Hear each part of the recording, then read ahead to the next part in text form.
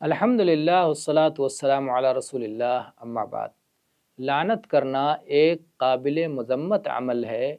لعنت کرنے والا کبھی صدیق نہیں ہو سکتا، وہ شفاعت سے اور شہادت سے قیامت کے دن محروم ہوگا۔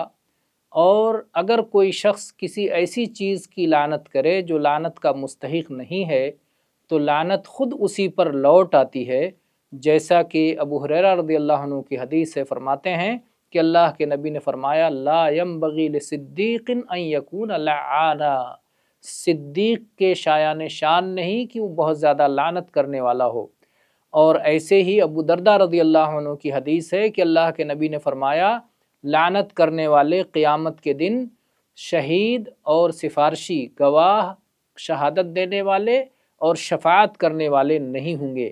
اور ایسے ہی اللہ کے نبی صلی اللہ علیہ وسلم نے ایک شخص کو سنا کہ وہ ہوا پر لعنت کر رہا تھا، تو آپ نے فرمایا ہوا پر لعنت مت کرو، کیونکہ ہوا حکم پر چلتی ہے، اور اگر کوئی شخص کسی پر لعنت کرتا ہے اور وہ لعنت کا مستحق نہیں ہوتی تو لعنت اسی شخص پر لوٹ آتی ہے۔ امام نووی فرماتے ہیں گویا اس حدیث میں لعنت کرنے سے روکا گیا ہے، اور یہ جو ہے لعنت یہ ایک بد دعا ہے، ایک طرح کی بد دعا ہے۔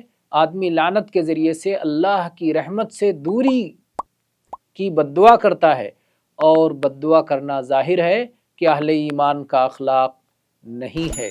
واللہ تعالی عالم، والحمد للہ رب العالمین۔